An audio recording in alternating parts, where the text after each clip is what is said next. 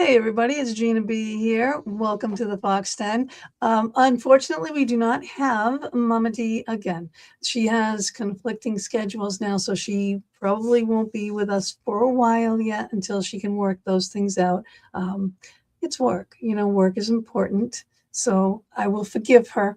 And she actually asked me if I would ever, think of replacing her. I said, if I can't have you, I don't want anybody. And that's the God's honest truth. Okay. But tonight we have Rob Thomas. Now, this is going to be a fun show. Okay. This is for all you people with relationships, new or old. Okay. You want to rekindle stuff? This is the show for you. Okay. So what we have is Rob Thomas.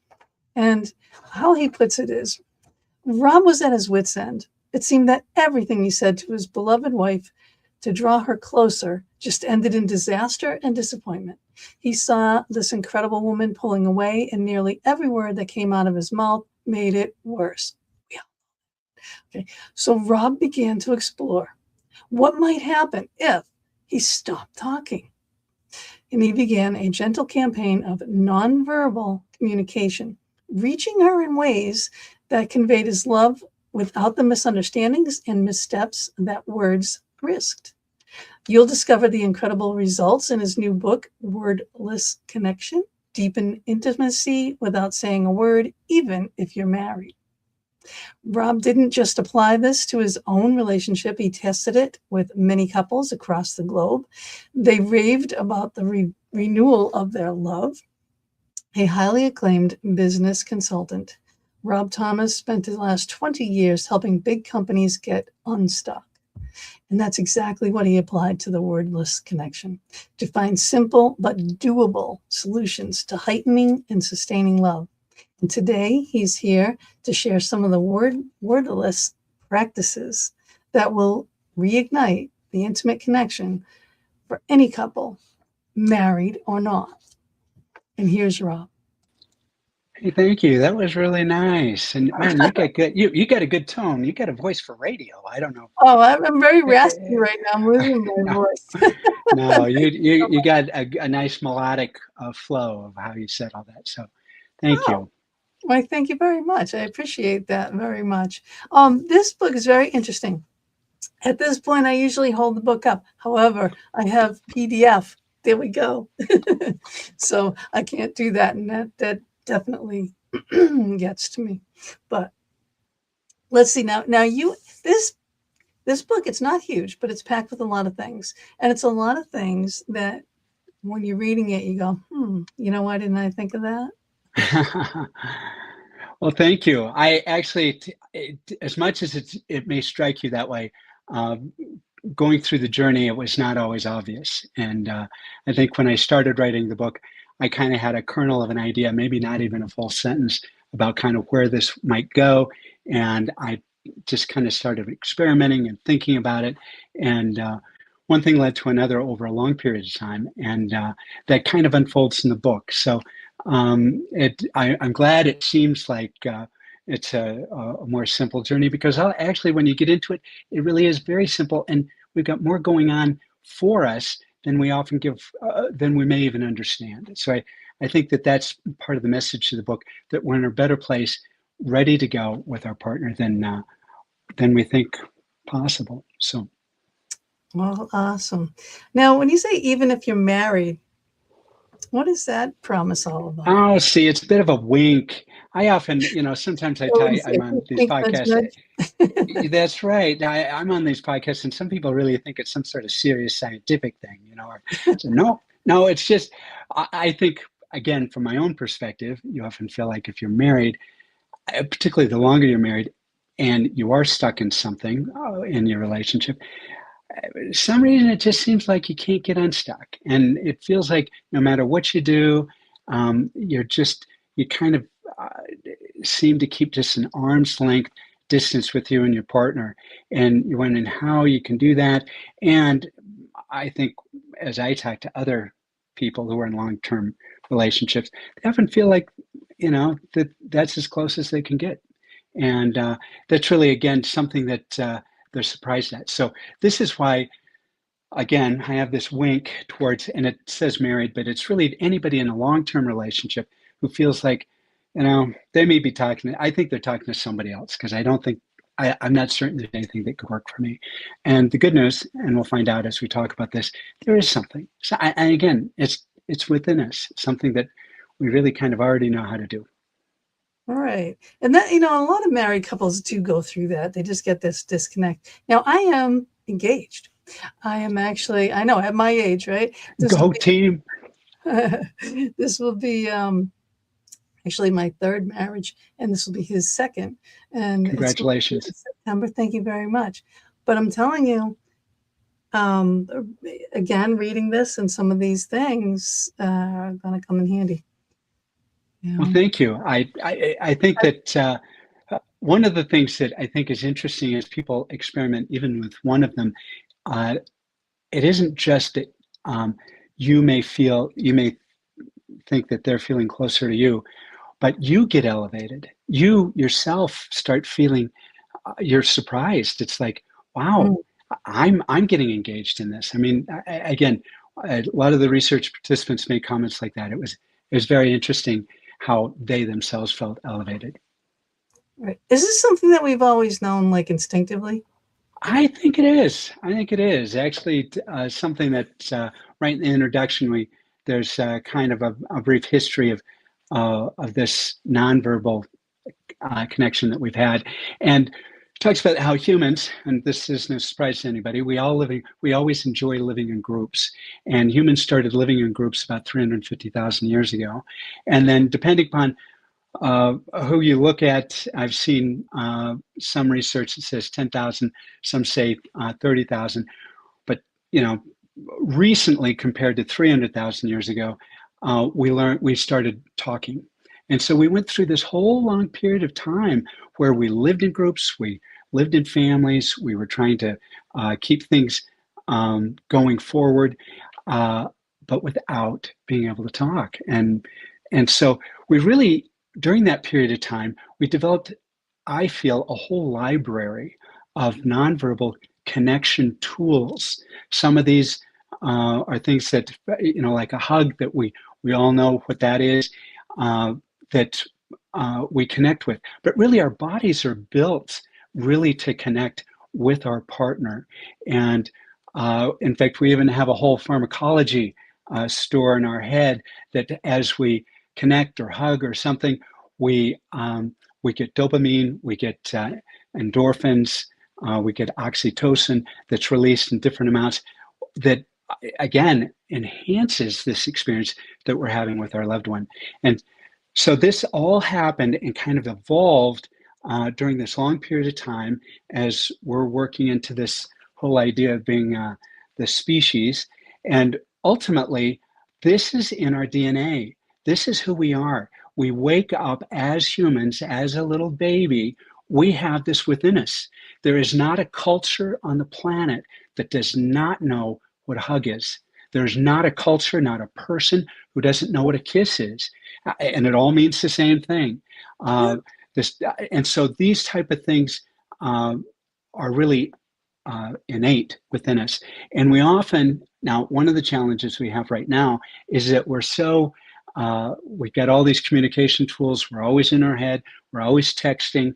We're FaceTiming, or we're looking at TikTok or whatever that fills our life. And so in some ways, we just feel like there's a constant conversation either going on or editorial going on about everything that we're doing. And we almost feel compelled that even when we're trying to be close with our partner, even intimate, somehow we've got to have a running dialogue.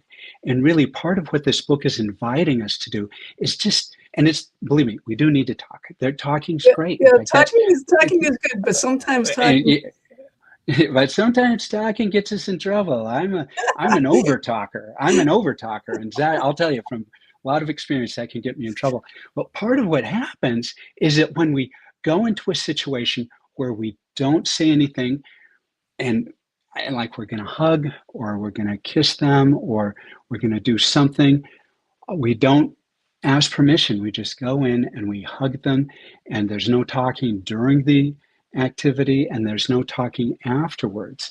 And again, it really becomes a different thing when our head is not driving the conversation, not driving the moment, not trying to guess what they meant by that. Really, when we stop talking, our bodies are really ready to connect in a very simple way that really makes a difference in someone's relationship. That's my baby right there. Oh, see, that's so nice. Yeah. Yeah, but I think it was a T-shirt way back in the day that a smile is the universal language. Sure. And it is. If you're going to greet someone, you want to greet them with a smile. If you want to greet your partner, you should greet them with a smile and not that when they walk through the door. Or we get used to it, or they think they've seen us before. They know I care. They know, But again, unbeknownst to us, this is part of. It's like a garden. We don't kind of tend it, water it, weed it. The garden stays living, but it kind of gets overgrown, and it doesn't quite look the way it did when we had it as a garden that we were able to enjoy and gain things from. Now, what part of that do you think is like when you first meet someone and you're in that honeymoon phase, and then that stops? You know what I mean? And then you're left. So kind of why it stops or when it stops? Yeah. Well, So, I think I think that it often stops because we get busy. We got lots of stuff going on, and as we all think back about relationships that we've had, we got busy with a new job, or maybe we decided to move in together, or we're buying a house, and then we got to decorate the house, and then we got to pay for the house, and then maybe we've got kids, and kids always want to be the center of the universe, not just the center of your attention. And so there's always about 5 things striving for our attention. And because we have these random moments where we do connect with our partner, we think it's okay. And we think I'll get back with them, or they know how I care. And you do have a life together. But over time, and again, it doesn't happen maybe in a week or a month. I think it can be much longer than that. But it's at those points where we've stopped kind of this connecting on a daily basis that it becomes a problem. And really, as I kind of outlined in the book, you really need to find ways that you kind of share something in a very small way, a couple of times a day, maybe 2-3 times a day. And really, one of the things that's great about the experiments that I mentioned in the book that I think people should try and see how they try them on for size, see what works, what doesn't, and you can evolve these things in a way that work for you. All of these generally take about 5 seconds. I mean, they really are not long. But one of the things that I was really surprised about when we did research is that they were very impactful. In fact, probably more. In fact, some of these 5-second hugs turned out to be as impactful than maybe spending a whole evening out at a dinner and doing something else. And I'm not saying that can't be very wonderful. I'm just saying that this 5-second moment where you take with each other really is something that, again, I heard this again and again, is that when they did this, immediately in the moment, they felt just like they did when they first started dating. So some people feel like, you get to this arm length experience, I don't know, I may have to go. I don't know what I have to go to, but this isn't working. Well, they're shocked that this 5-second moment can bring them back and make them feel exactly what they felt and why they made the decision in the first place to have a long-term relationship with this individual. Right. Now again, just to reiterate, we are not talking about sex. We are talking about intimacy, just these moments, these connective Correct. moments. It leads to Correct. That. Okay. And believe me, we're great as humans to have lots of things lead to sex. So I'm not saying that doesn't occur, or maybe even in this, it may lead to that. But really, not only am I not focusing on that, again, the research I got, the people again and again, they did this as kind of, instead of saying hello as they came home from work, or as they were passing, or comment as they were getting somebody else coffee in the morning, they took a moment, took 5 seconds, and just connected. And again, maybe the two couples or the two people in the relationship are getting ready for work, or they're going somewhere or something. So maybe one or both of them would like to have more intimacy, but really at that moment, that's not their point. This can I is really just another kind of conversation. Go ahead. Yeah, sorry. You just mentioned just getting coffee. Do you know that that is the highlight of my day? Now, I don't work anymore. I'm done working since I moved here. I'm retired. I'm done. Very This is nice. enough work, and working stuff for him is enough work. Okay, and I do more work than I've been home than I ever did in the field. But Sure. anyway, but the highlight of my day is when I wake up and there's a coffee sitting there on my nightstand that he gets for me when he goes to work. So he gets What a up, gift. coffee, puts it down. Yes, and it's like, and when I don't have that, I'm like, you know. Yeah. But it is. It's like one of my absolute highlights. That's a wonderful thing. One of the experiments in the book talks about the spontaneous act of care, and it can be just as simple as leaving someone coffee or getting something ready so it makes them going to work one step easier, or remembering something again without being asked, and doing it for that person. One of the things that is highlighted, and I not only talk about it in the book, but got a lot of feedback from the research participants, is that again, I'm going to call out men on this. Maybe women do this, but I belong to this fraternity of men, and I recognize that sometimes men, we're just trying to please, and we're sometimes idiots. No offense, I'm talking about myself as well. Is that we may see our partner and they're doing something for us, and we can see they're harried or overwhelmed, and so trying to help, we go and ask them, how can I help? And the challenge of that, in fact, Gina, you're kind of shaking your head. Do you have any comment on why that's a problem, or how that could be a problem? It doesn't have to be, but why that might be a challenge? I have a ready answer if you want one, but go ahead. Well, I have my methods of doing the things that are saving your butt. So just let me do them. You're gonna hit it. By the time I explain everything to you, I would already be done. And the other thing too that I think is a subtle item is that when you ask, whoever the partner is, when you ask your partner for how you can help them, then it's like they've taken on one more task of managing you.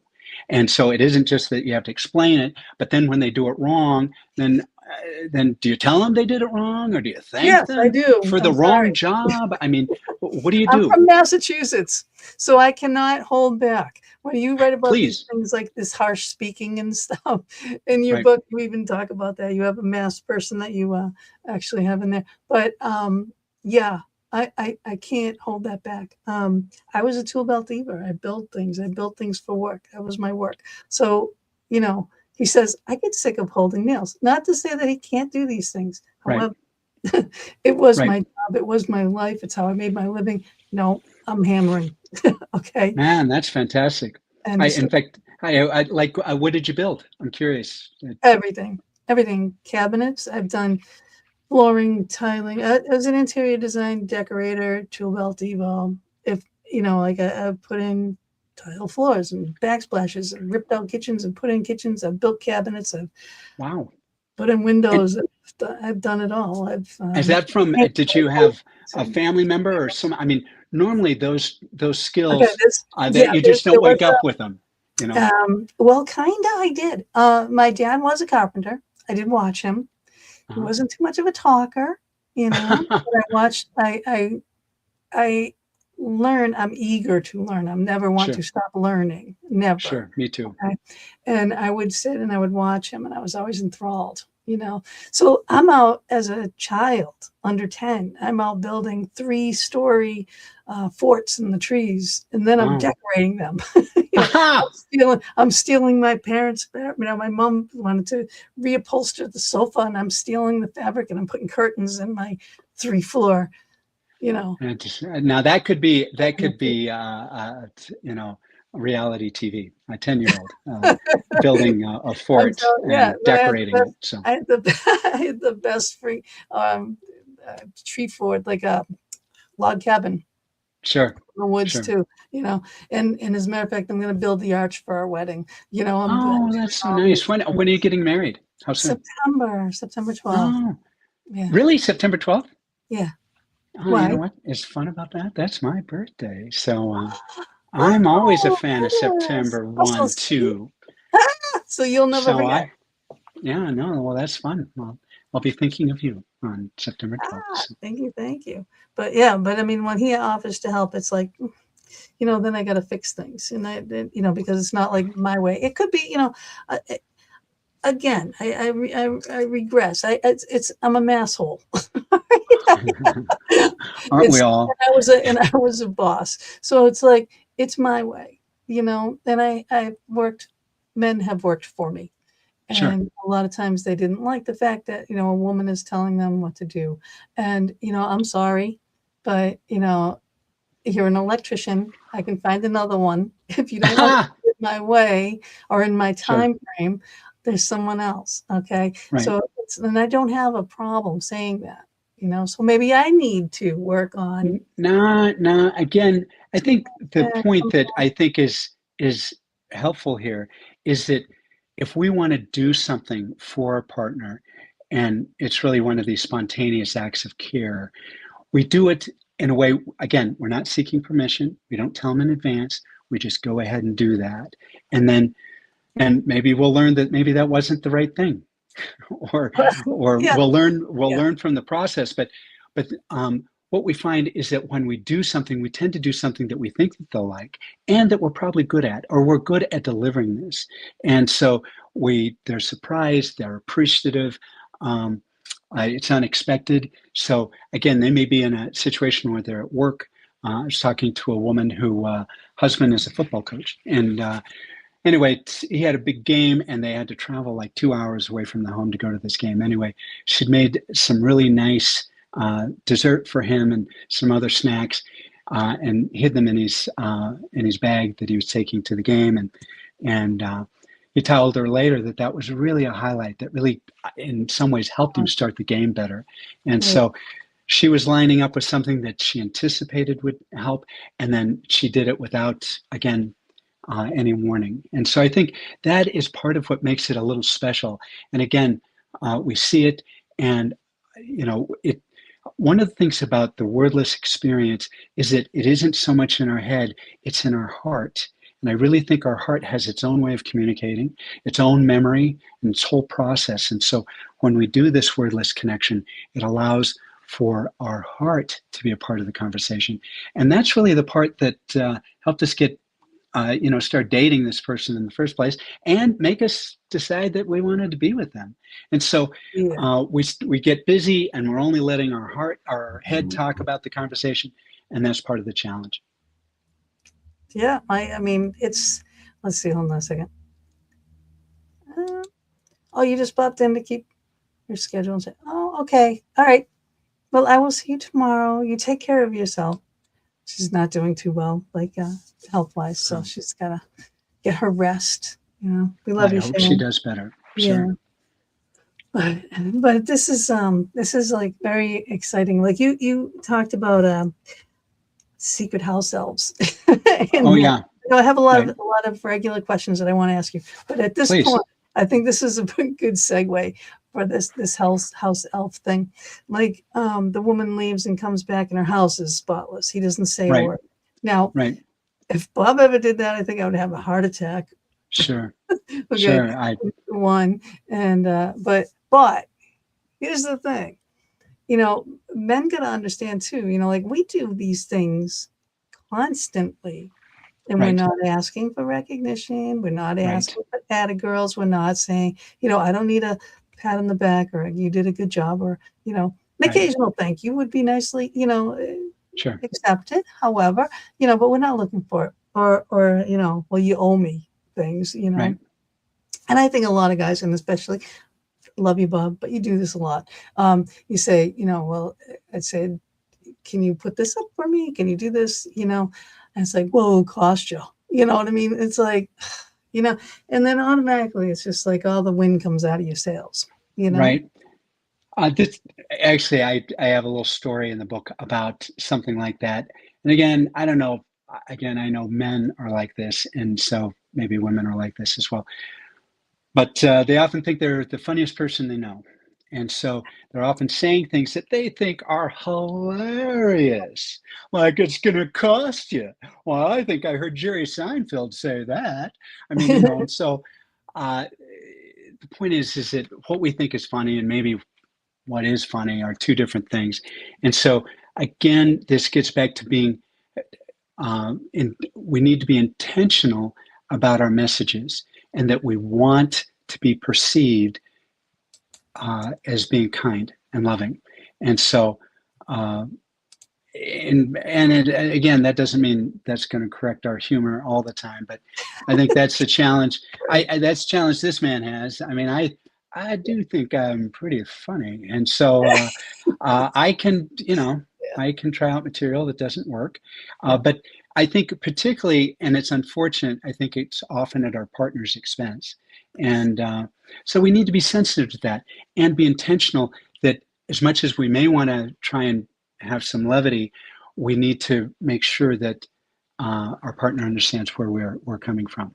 And again, that's where these experiments and you figure out what works for you and maybe what doesn't work for you. So Yeah, yeah, yeah, definitely. But now wordless, like hand holding, things like yeah, that. Now, when you say like to not warn your partner before you try these experiments. Oh, and right. let me back up. These experiments that you talk about, they're on the end of every single chapter in the book. Okay, people, so just so you know. All right, so you go through this chapter and he explains some things to you, and then there are experiments for you to do. Right. And And then at the very end of the book, there's also actually at the very end of the book, I share 5 experiments that I shared with the research that participants. I printed out because I So have just a PDF, but I that's going to be handy now for me to it keep. is, it's fun. It's a fun adventure. Go ahead. Yeah, but the hand holding and things like that. So if we want to do this without like warning our partner, we don't want to scare the crap out of them either. But we got to take, Yeah, actually, again, this is kind of a new curve for the relationship, and a number of participants in the research said one of the first things their partner said is, "What do you want?" Or they were thinking this is some sort of trade. You're being nice to me, I know, or did you what's break this going to cost something? me? I mean, Yeah, what's wrong? I mean, something like that. And this is really the next thing I want to highlight again that I came across this again and again in the research that is so precious is that, yeah, you do get a little of that in the beginning where the people are unaware because they're used to the arm's length relationship, and would they like to be closer? Well, they would. And so when it happens, they think, uh-oh, I don't want to get in trouble. I don't want to assume this is her being nice or him being nice or whatever. So what's up? So they're trying to make sure I'm not in the doghouse over something. And so that will happen the first maybe couple of times. But one of the things that happened again and again is that after they did it, say one day, really the second day, maybe the third day, a lot of the participants, regardless of who initiated it, again, without permission, and I told the participants, don't tell them you're doing anything. Just if they ask, what are you doing? Say, I'm just trying to be loving. That's all. Is there a crime? And so, so don't tell them you're trying this. And what happened, and again, this is part of the reason, although I wasn't quite anticipating this, but what happened is that say you started with a 5-second hug and you did that a couple of times. Again, no comment before, no permission, just go in for a hug. And again, they know you. They've hugged you before. They want that. In fact, they often wonder, how did I get out of that? yeah. And so they're not going to say, oh, you didn't say Mother May I on that hug. And so so they take the hug. Anyway, again, the comment that I got again and again is that, say on the second or third day, their partner, without comment, began to mirror the behavior. So if they started with a 5-second hug, next day, the person comes home from work, they come over and give them a 5-second hug. No comment, no words, no explanation, no running commentary.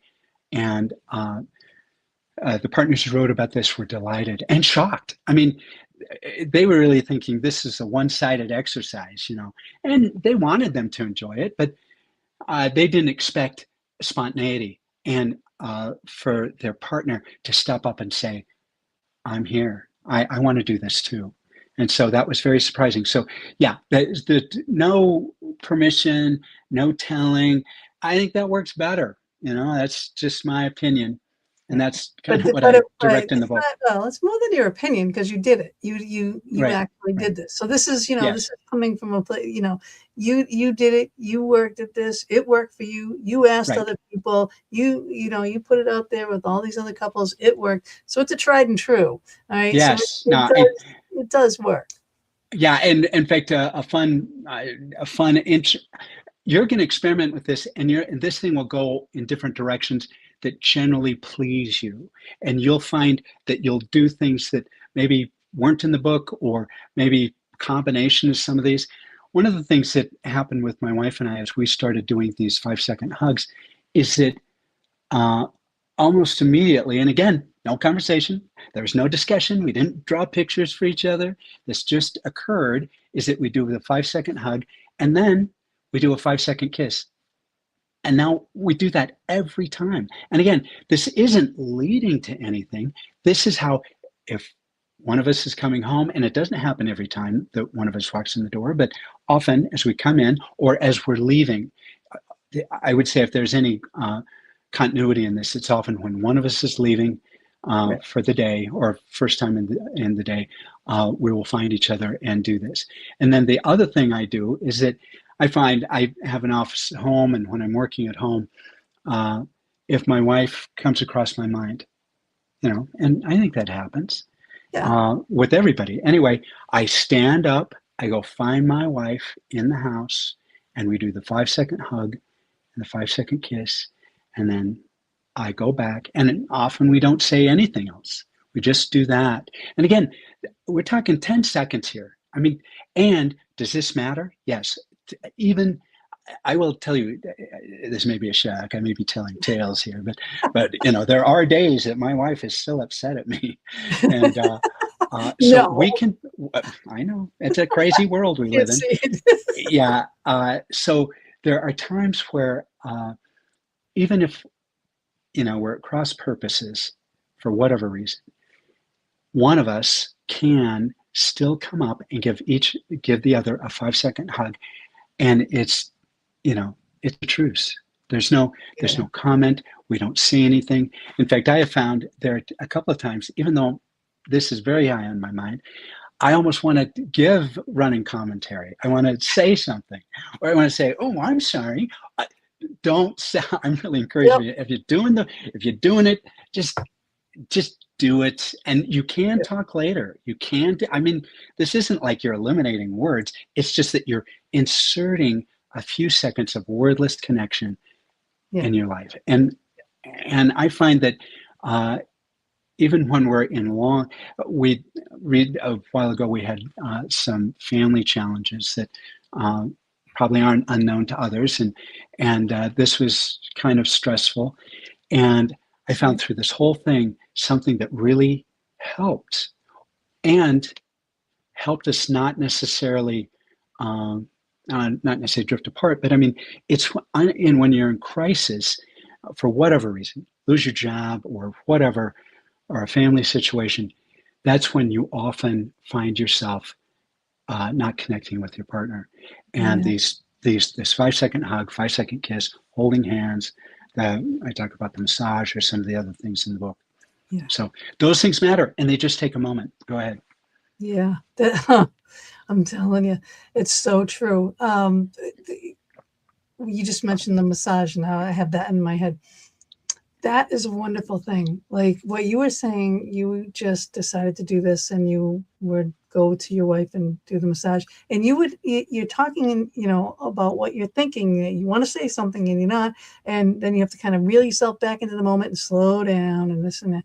Because Bob will do the same thing, and he'll be in the one spot like that. I'm like, all right, you're gonna take the skin off right there. All right, yeah, that's it. That's gonna leave a bruise here pretty quick, Over here.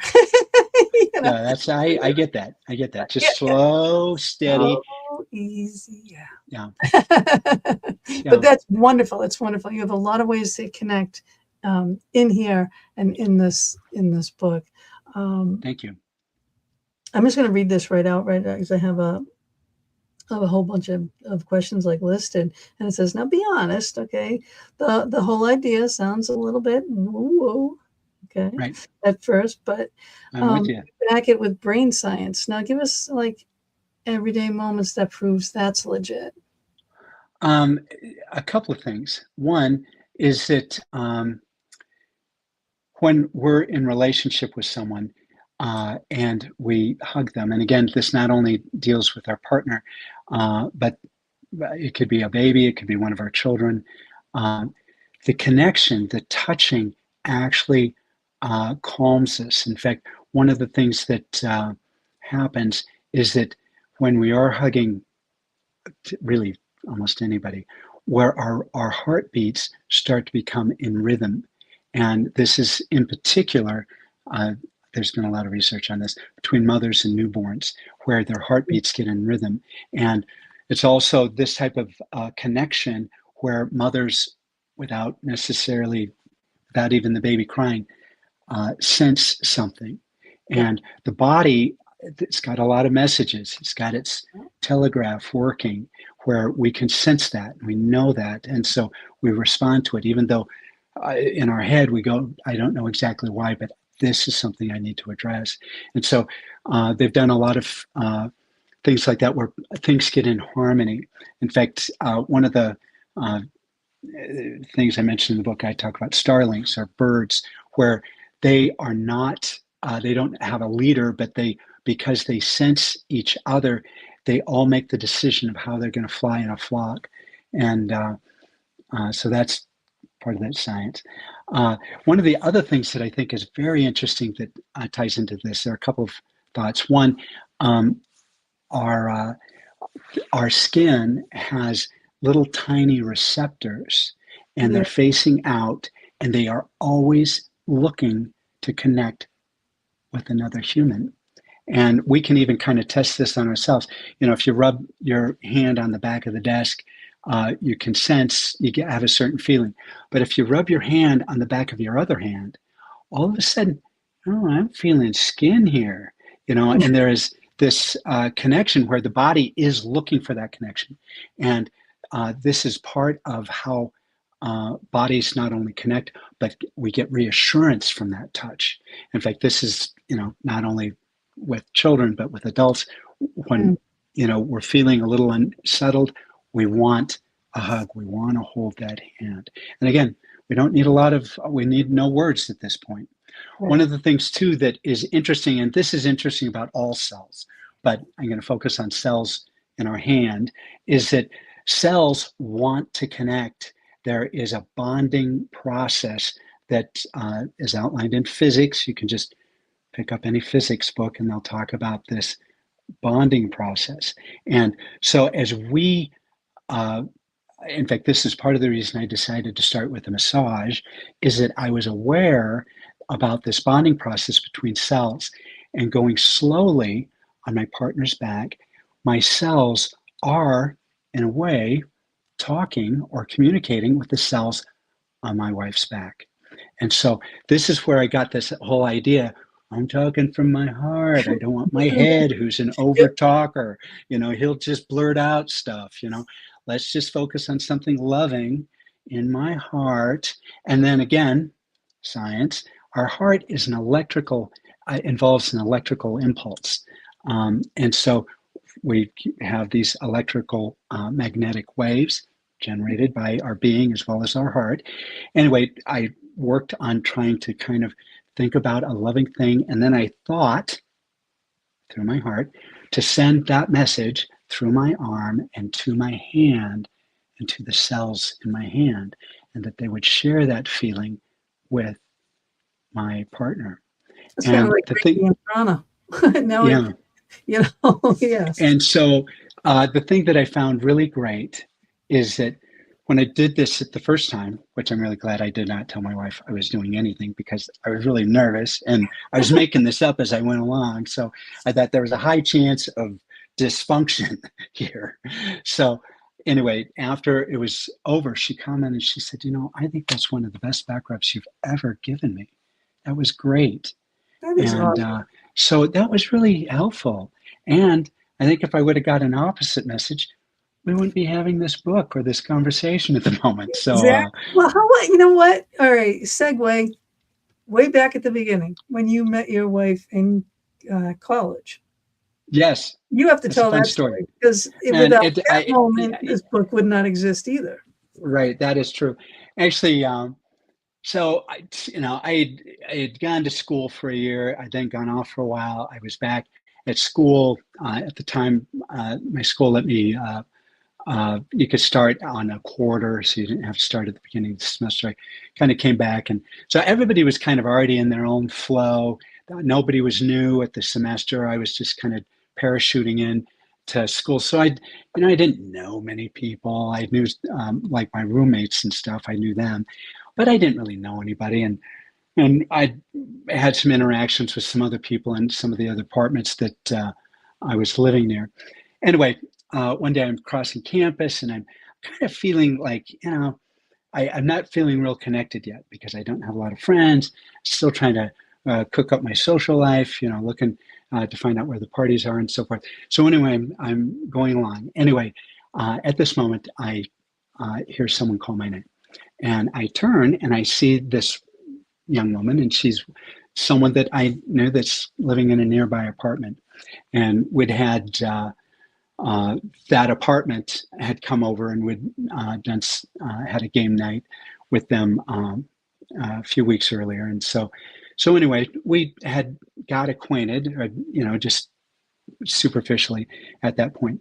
But I was really glad somebody wanted to talk to me. I mean, this is like, all right, this is this is hopefully is the start of something bigger with more people wanting to talk to me. And so anyway, I was really delighted, and so anyway, we started chatting, and it's one of those things. I mean, we've had these experiences where you're chatting with someone, and it just goes on and you don't necessarily want it to stop. You're not quite sure what the next sentence is going to be, but this kind of goes on back and forth. Anyway, part of the conversation, I did just talk about I'm back at school and I'm kind of feeling less connected. And so we talked about that briefly. And then she brought up this, she said, I've got something where that's kind of a fun magic trick where you can get to know someone. And you go, what? So she said, well, I'll tell you what, I bet you $1 that I can kiss you without touching you. And I go, and again, this shows you, at least at that moment, my lack of imagination. I thought, okay, I'll bite. So at this moment, she leans over and she really kisses me. I mean, this is not like, your grandma kissing you. Anyway, the first thought, and again, this shows you, sorry, men are idiots. Anyway, my first thought is, I think she's lost the bet. That was my first thought. She's touching me. I mean, so anyway, I only had that for a brief moment. I did lean into the kiss, and it was a very nice moment. And anyway, when the kiss was over, she had $1 in her pocket and she gave it to me, and I thought that was very funny. Anyway, that was a way that we started getting acquainted. And there's other events in the book that I talk about that we did date. We didn't start seriously dating till later, but we did go on some dates at that point. But that's a very fun story. I love telling that story. I love that story. But that was that, you're not going to have connection, but you're going to have connection, right. thought. And then now here you are with Wordless Cpnnection, That's right. So I think that sparked it all too. So well, thank you. Thank you. That's a fun story. And that we like that. A whole bunch for you, but you got one for there we go. That's right. That's right. No, you did a fantastic job with this whole thing. Let's see. Now, what about say someone I don't know, don't really want to do this, like if afraid or nervous or awkward or whatnot. What advice do you have? I would, I would try and do something small. One of the things that uh, when I was working on the experiments initially for the research, I not only wanted to have some that dealt with touch. Again, that's kind of a wordless connection. So I've got, hugging and kissing and the massage. But then I included a couple. One is this spontaneous act of care and also a note of care. And so you could start with something that is smaller, something that's non-threatening. And really with the two non-touching ones, you don't even have to be there for them to really experience it. You can do something nice for them. Again, like the woman who prepared some nice, fun food for her football coach husband, and that really delighted him. And again, because of their long-term relationship, she knew the type of things that would, so she just didn't get anything. She really curated that, and that was something that he saw that some effort went into this, and it was really some favorite things. So I mean, again, doesn't take any conversation. I think that's a very easy on ramp. One of the other things that I think is interesting is that the notes of care. In the book, we talk about just Bob does taking that.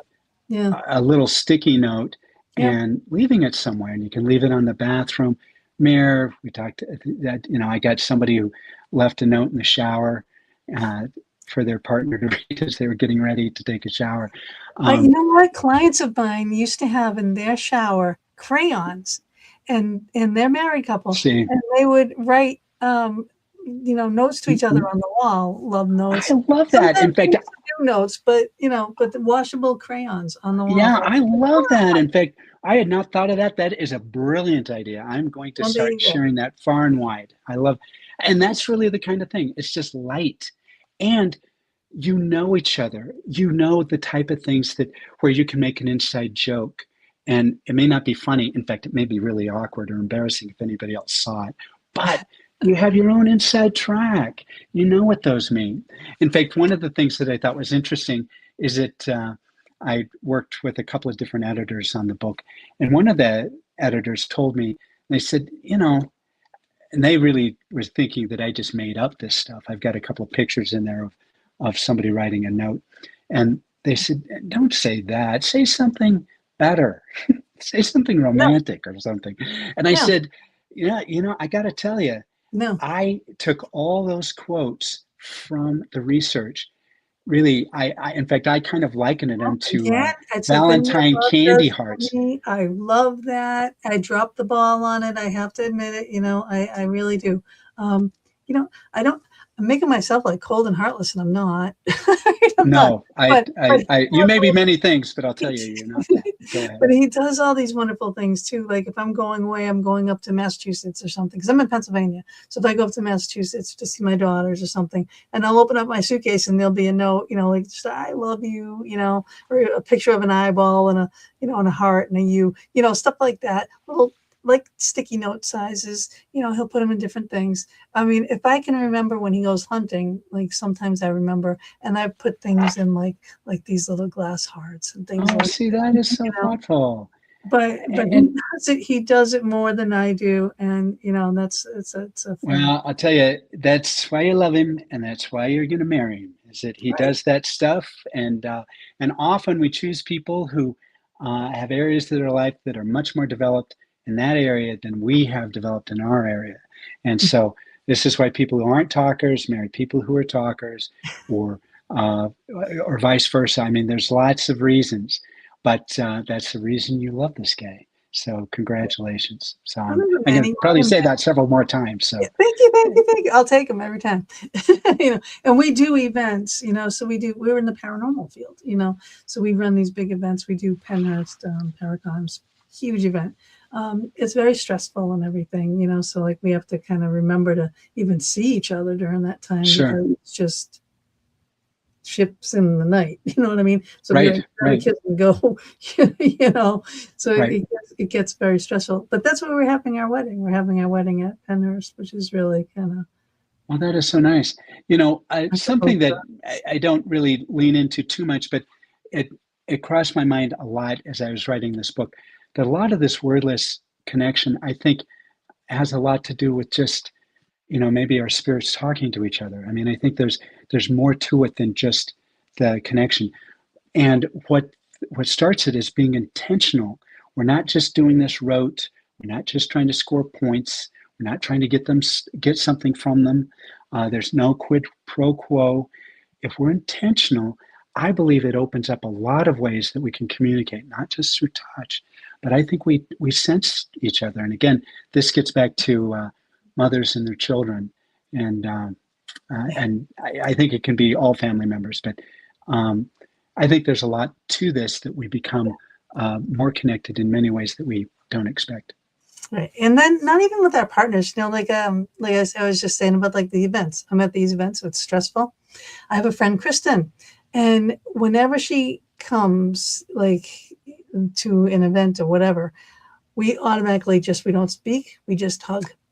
And we'll do this big hug. Nice. And then her husband is a photographer, and he'll be taking pictures like, here they go again. Here they go again. And it's just, it just,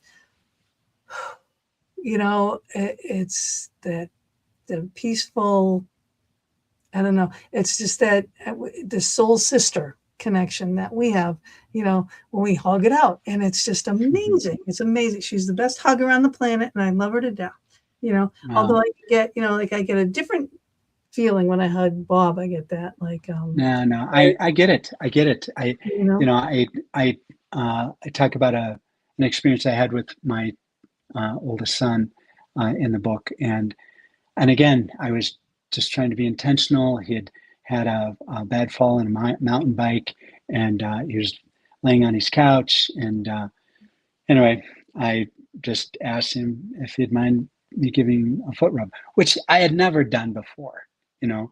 And so he skeptically agreed. But anyway, I followed the steps, and it really was a very rewarding moment, not just between us, but it really kind of changed his tone. That, and again, I talk about that in the book, where we had a much, and it's not like we were having a hard time per se, but really he was having some stress in his life about his work, and it just lightened the whole mood. And we had a very lovely evening. And so that's not what I anticipated. I was really just trying to experience this myself and be very intentional with my care and concern for him. Yeah. Like my daughters, I have two daughters, and my oldest daughter, whenever she gets up, she still does. She's 42. She still will get all upset. But, she's like, I just wish you were here, because I would just rub her head, Right. And that's what she wants, and that's what alleviates everything on her. She just puts her head down, and I just rub her hair or pull, just like tug at her hair a little bit, just right. as long as I'm playing with her head. The other one, she's like, okay, we'll just kind of hug and done. Right. Now, I do want to make one comment. I have a sister who is a side hugger. And I think that they're a very committed club of side huggers. They don't like to do anything but the side hug, and that's okay. But I will say, for this to really work with your partner, you got to go in with both of them. Yeah, you need the hug. Yeah, you need the hug. The hugs are good. It's that heart to heart that hugs. It's nice. No, it's like part of that connection. Mom and baby. I mean, they encourage that. It's that skin thing too. So you want skin to skin, very much bonding, all that for like life, Yeah. Yes. It stays with us. Yep. Oh yeah. Okay. So we talked about that. Let's see. Oh, when you okay, you say going wordless helps couple discover brand new things about each other. What kind of surprises show up? Now, this is very interesting. So now the thing that is curious is that, again, with any of them, they can just take on a life of their own. And when I started doing this, and I was doing this massage thing that I describe in the book, again, just trying to be intentional, send a message of love, intentional message from my heart. And anyway, after a few weeks, again, no discussion. My wife didn't ask permission. nothing. I go to get in bed, and I notice that she's taken a metal box that I a metal lid, metal box, and it's about, I don't know, 3 inches by 4 inches. And I think it had held staples, for a stapler. And she had put a little note on top that said, oh, I'm blinking out. It didn't say love and affection, but what it said will occur to me in a moment. But anyway, it had a little message on top, and she taped that down. And so I picked up the box and I opened it up, and she had a little, 1.5 by 2 inch little sticky note in there with a message to me. Well, she hadn't done this, and my wife has a hard time at times expressing how she feels. And so this was really a heartfelt message. And so I look at her, and she is acting like she, stole a TV or something. I mean, she really is like, wondering what I'm going to do, and that may be part of the challenge. Well, yeah, because her heart's on her sleeve right now, Right. So, and so, we had a very nice moment, and we hugged, and again, we didn't really say much at that moment. So anyway, this began a process where she did this once or twice, maybe 3 times a week, and just lots of different things, very thoughtful messages. And again, this was a very nice experience, which I didn't expect. I hadn't seen this from her before. We'd been married for a long time. I had not seen this side of her. And one of the other things that was interesting, and again, I'm probably talking to some listener out there who doesn't share their feelings very well, is that this turned out to be a way for her to share a deeper part of her feelings.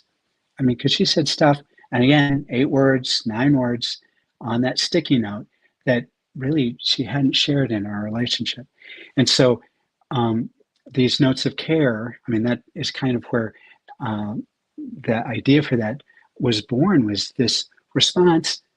Again, my wife, so it can start out with those little I love yous that can get into a little bit more and a little bit more and a little bit more revealing, more opening, more sharing. Yeah. One of someone that early on, as I was talking to someone about this concept, and I told him a little bit about this this experience with my wife. And anyway, he told me later, he said that I think he mentioned this to his wife, and she left him a note. Anyway, and even though he liked this, and she was very caring for him, he really liked this. So anyway, he went around the house and put these little notes all over the kitchen and the bedroom and different places. And the thing I thought was interesting, which just highlights how tickled we are. And again, this brings us back to being young, is that his wife, and they've been married a long time, and they still have a bunch of kids at home. And anyway, she left these notes up wherever they were. She left them up so she could rediscover them again and again. And I thought, wow, I wouldn't have thought of that. And what a nice thought. And as well as indicating how that touched her heart. And so, again, this all evolves. We just, it's kind of live theater, live theater is going on in our life. And I didn't see that coming, it's an improv. Every night is an improv with Wordless Cpnnection. So. Right. And you can make it so interesting. And I love it, like on your Facebook page, like these little things that I have down here on the screen. Yes. You put those up on your page all the time. And that one there, like, if I should have made it so I could zoom in on it, but it says, "We need to talk," that one. And it's like, those are the words you really never want to hear. Oh yeah, man. I tell you, I actually get a tick as soon as I hear those words. Okay. Start sweating. Ready. And red. What did I do? Yeah. I'm sorry. I don't even know what I did. I don't know what I did, but I'm sorry. Yeah. So, yeah. So again, even if things are a little troubled, you can slip in a wordless connection somehow. And And it's just received on a whole nother plane. You Yeah. know, it isn't just truce. It's just we feel it different, we hear it different, and we recognize that we are bonded together. And so, and again, we don't have to talk about it. It's just, it's something that not only where we're at, but again, we made that decision with each other early on. And as we have these wordless connections, our body has that memory instantly, has that memory. It's not like, oh, I can barely remember. Now, again, this is something I heard again and again in the research, is that, man, I hadn't felt that way since we got acquainted. I mean, I can't believe that. I mean, it was just there. And so again, didn't take it an hour or 5 minutes. This was just a brief engagement. And so I'd use it. I mean, it's really like you have to drink so much water every day. You probably ought to have 2 or 3 wordless connections every day too. So that's my tip. Well, it's obviously working for you. So Well, thank you. I'm trying. I'm going to try. Well, I appreciate it. Thank you. Moral beauty and awe in marriage. Yeah. Definitely a new one. Actually, in the book, I bring up something about moral beauty and awe.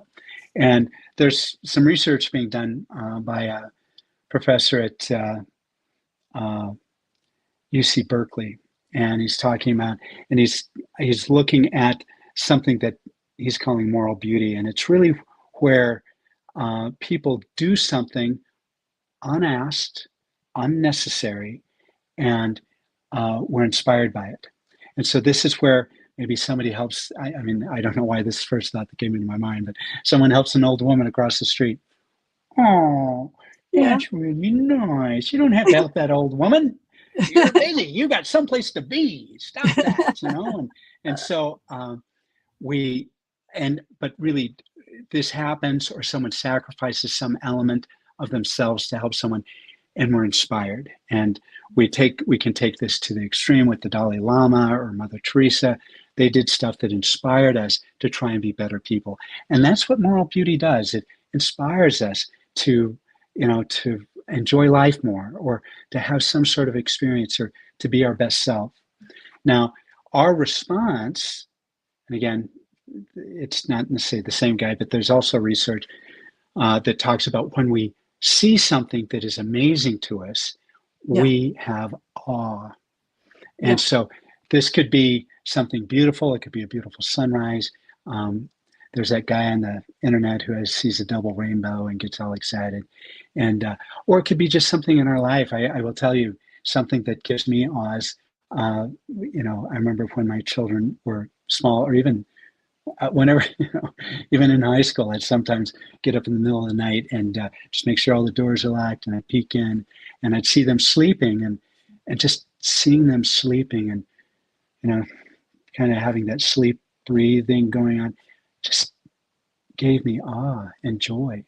And so that's the feeling that we have. So we've got these two extremes, where we can act in kind of a bit of a selfless way, and that's moral beauty. And then we are responding when we see moral beauty, we respond with some awe. Now, the thing that happens— the world needs that right now. Yeah, and so the thing that happens is that when we meet someone and we start dating and going through that experience, there is something about them that, and maybe others may not even get this. I've had people say, "Oh, you just don't get him like I do," And well, part of it is we are seeing something that is morally beautiful to us, and they take our breath away a little bit when they do that, and we appreciate that, and we think, man, that would be great. I love that, and we have some awe. Now, it doesn't have to be anything earth-shaking, or perhaps anything that anybody even really understands or sees, but you do. And so you have some awe. Now, the thing that's interesting is that you then respond in some way. And your partner, your person you're dating or you're getting acquainted, they see you do something unrequested, unasked. They just do it. And they see your act as moral beauty. And they say, no one's ever done that with me before. And it could be something small, tiny. In fact, maybe the person does it with everyone, but this person doesn't experience that with everyone. And so they see that as moral beauty, and so it gives them awe. And so then they wanted to have more of that. And so they each are having this experience without perhaps even explaining to the other what they are seeing that's morally beautiful in them, or that they bring out awe. But it's this kind of ongoing cycle that actually, from my suggestion, my opinion, is that this is why couples get together. And part of the reason I included this chapter about moral beauty and awe is for people to kind of revisit the concept or the idea of why they got together in the first place. And the reason I felt that was so key is that came up again and again in the research. I felt like we were dating again. I felt the feelings I had when we first got acquainted. And so they hugged them. And again, I commented earlier where we're elevated because we're feeling awe with our partner. And it comes about through this wordless connection that takes 5 seconds. And I know. I think we can afford that time. Well, we sometimes think it needs to take more, and we have to take a class, and we have to read the book, then we have to wait till 4:32 because that's the right time to do it, and or the full moon is out in the sky. I mean, we have all these things. We don't. Our body's there. Our body's ready to go. Our body's ready to give us those endorphins the second we cross 5 seconds. And I've noticed this, at least with me, is that I cut out before 5 seconds, nothing. Once I get to 5 seconds, and again, it's not, it's not sexual. It's not that it couldn't lead to sexual, but it really is like all of a sudden our body says, this is important. This is important. Break out those endorphins. Let's go. We got something going on here, and we're going to share that joy. We're going to enjoy that moral beauty. We're going to give some awe in this moment. And so we're reminded and encouraged why we're in this relationship to begin with. And again, that's why I think doing it a couple of times a day, 2-3 times a day, is worthwhile. So we're reminded. This keeps that arm's length relationship at least a little less than arm's length. Yeah. So. Yeah. That's amazing. Now, another question I have written down here is, do we have to keep inventing fancy new ways to be affectionate, or is it okay to stick with the same old hug and still feel the magic? Yeah, I will tell you, a hug's a hug, man. It gets back to the woman who left all the sticky notes up. Well, I've already seen that message. Why? I need a new message. No, you really don't. And again, it's because it isn't just the message. It isn't, we think the event is it. The event triggers our memory within our heart. And that is the entertainment. That is the structure. That is the impact. It isn't the act. It isn't the few words you write on that slip. You remember. Yeah. No one does this for me. No one has done this for me. Yeah. This is why I stay. This is why I'm with them. They say those 4 words, or 8 or 6 or 2, and that does it for me. So no, you don't have to reinvent it. It's calming, it's for just not even just that, for the connection. Like another thing Bob will do, because again, I may get a little. Not you. Don't. You're better than that. 100%. Believe me, we all have our issues. I will be venting. I will get all upset, and then he'll just grab me and hold me. I'm like, and I'll be trying to push away from him too, and then I'll just kind of, okay. you melt in. You do, and it does help. It does help. Yeah, again, with a lot of the respondents, they said a lot of the same things. I found it really interesting. A number of them used the word melt. I'm hugging. And I melted. Yeah. And I thought, wow, again, we're talking about a 5-second hug here. Okay. So it's not like an hour, not like you had to set an alarm clock to end it. No, this was just Yeah, kind of a that few feeling that moments. you get at the end of an hour-and-a-half massage, Right, where you just like, right, you can get that in 5 seconds within the hug. right. So, and it's meaningful, and it reminds you that you're partners, and that, Yeah. however you did it, you feel that connection or that commitment between you. And again, this gets back to the moral beauty and awe. Again, in fact, you might have a friend who explains why they like that from their partner, and you go, that does it for you? Yeah. Have you thought about counseling? How about self-hypnosis? Knock that off. I mean, well, too bad, too late, Yeah, too it late. works. It We're works. already, that does it for me. And actually, one of the challenges that my wife has had is she often felt like it had to be new, had to be something different.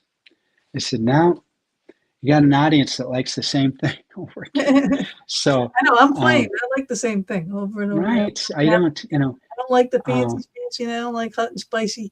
I right, I'm right. I'll take it plain. So, plain Jane, that's me. yeah, no, and again, it's that moral beauty. Somehow we see something in it, and that's why we decided to be with them. And and again, this is just shorthand for some reason, and the body knows we don't have a lot of time. We got to go out, slay that dragon, go mow the lawn, or take care of our kids. But we Yeah, need something. We need that shot of endorphin when we are with our partner to remind us these people are important. right. And and this is really what's enabled our species to continue to grow and maintain itself, is that the body knows needs to take care of us and our partner and our family. And it does it through these momentary engagements. And that's what makes a difference. Right. You know what I want to do right now? I want to put up the your book bigger here.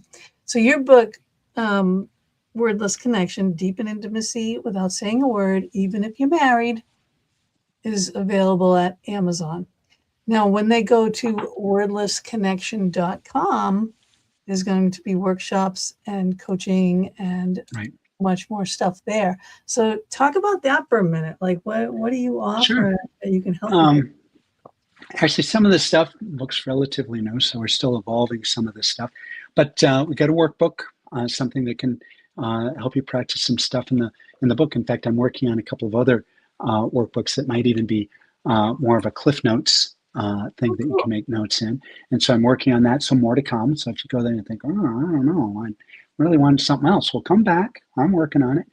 The other thing that I think is fun is that we have a place where you can put your own experience on the website, and it doesn't reveal who you are or anything, but we've kind of identified some different aspects of how this experience um, felt for someone, and we give you some options. And anyway, we let people share that, and I think humans like to share stuff like that. We've got a number of these things that we've got that we're putting on the website, so you can go and see different experiences that different people had. And I think that's interesting. We not only like to maybe share, but we also like to watch, and we like to see what other people did. So I think if you go to the website, you can see little journal entries that we've gotten from people. And so I think that that's interesting. I've got another couple of books that are outlined. I mentioned a couple other books. Uh, and again, these may change over time, but I wanted to show more's coming. And Well, wait. No, you can't just leave it at that. Do tell. What are they going to be? well, I actually, For working titles. I actually mentioned that I'm a bit of an overtalker, so I've got a lot of thoughts about everything. So one of them is actually about being working at work, and it says how to be a leader even if you're a manager. And so kind of it leverages the comment that even if you're married. And so kind of using that as kind of a thought point. And then the other one is how to have a relationship even if you're single. And so I've picked up on some things that from my research that I can also share. to help people who are not in a relationship, and for them to maybe understand more about what about Well, this themselves is as well yeah, as this is a good first step here too, doing things like this, and just to, right, you know, right, cultivate a new relationship right from the get go, with right, a lot more, intent and feelings and emotions and things like that.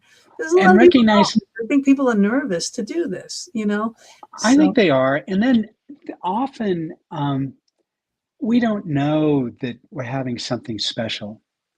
mm, Often people will have a relationship and then, oh, I don't know if I want to stay with them or whatever. Or yeah, I just met a guy last night and I think he's more handsome or whatever. Anyway, they leave that one relationship, go to another, and often I have found people have commented on this that often they wish they wouldn't have left. And so if they really understood a little bit more about what matters to them, and again, this isn't about taking a test or anything. A lot of it is just really noticing what you're feeling and how that what that response is.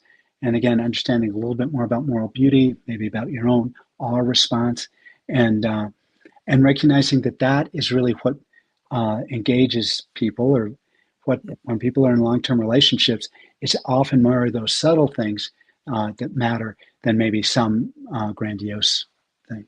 So, yeah. I think my daughter needs this. I have, well, my two daughters. One's very happily married and's been so for many, many years.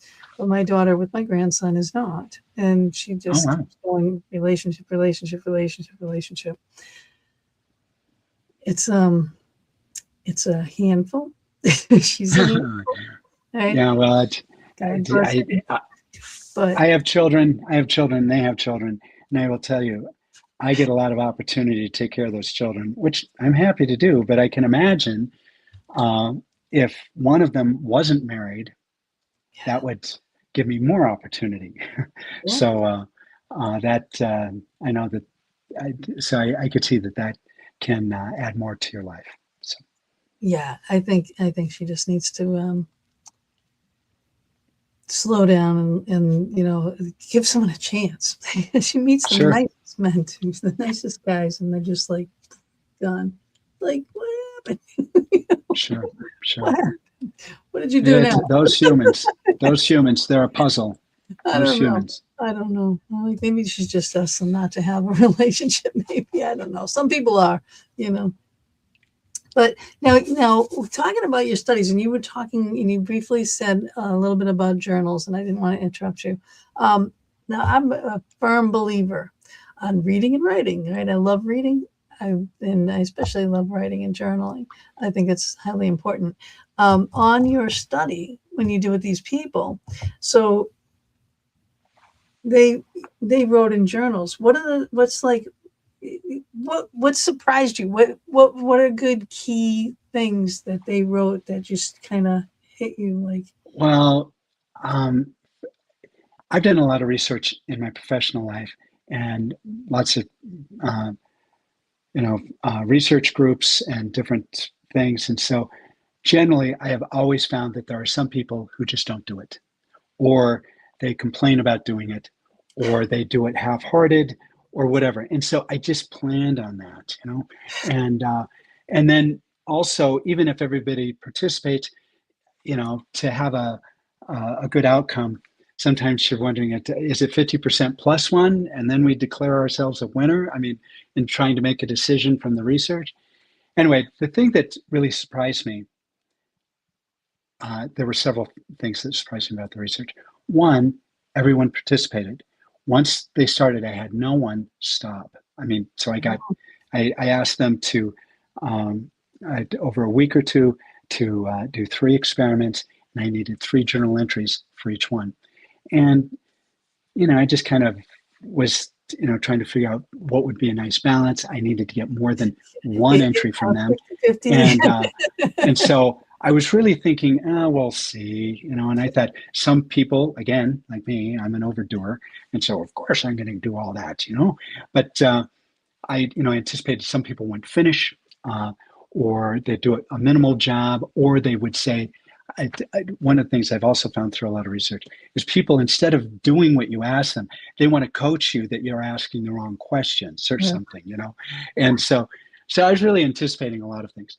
So one of the things that was very surprising to me is that they all did it. The other thing that really surprised me is that they all were impacted by it. They all thought it was valuable. They all thought this made a difference. And one of the things, when I worked with a national research group who does this kind of study, I didn't just do a broadcast hoping people would participate and then just see what I got. We really did this in kind of a structured manner where I was really looking, I wanted to verify, I wanted people in their 20s, I wanted people in their 30s, 40s, 50s, and on up. I also wanted people from different sexual orientations. I wanted people in blue collar, I wanted white collar, I wanted business owners, I wanted people who are rich, I wanted people who hardly had two cents to rub together. We wound up getting some, and I was really looking for outliers. Again, I would love to read all these notes. I was actually trying to get someone to not agree. I mean, that may seem odd, you'd think I'd want everyone to agree, but I was really trying to find the corner case where it proved my hypothesis was wrong. And really, when I set up the research package with this group, I had set up one go round, and we already agreed that we were going to do a second round because we'd learn a lot from the first one, maybe get different questions or handle it differently, or this or that. Again, often you'll then come back and do a follow-up study to get more information that maybe you missed. Well, we got everyone to participate. Again, I was shocked. And again, we had all these different permutations of how humans can exist in the United States, and they responded. And I had a very lovely journal entry. There's a woman who talks about coming home from church on Sunday, and she's going to hug her husband, like, oh, how charming is that? I mean, I actually, sometimes people overshared. They overshared about their intentions or what they were thinking. And so anyway, I thought it was lovely. This woman, I came home from church in the afternoon, and she was going to go hug her husband for 5 seconds. And she wrote about it. So anyway, but one of the things, and this is more extreme, and I'm one of the people who participated, and I would love to go find out why he decided to do this or why he was attracted to this. But anyway, this guy was a drug dealer, and he talked about his wife and how she struggled with things, but he did the experiments, and he kept good journals. They're a little kind of they're not in a straight line. Well, oversharing, and it was a little different, unexpected, but I loved it. See, again, what I found is that no matter where people were, no matter what was going on in their life, and see, this is the key. This is the key for people who think, oh, I can't do it, or my partner won't want to receive it, is that everybody wants this connection. They all had it at one point, and they want to get it back. Right. And they're willing to go to school, go to counseling, go, do all this stuff, stand on one foot. I mean, they're really ready to do anything. And if this gives them a chance, they'll try it. And they did.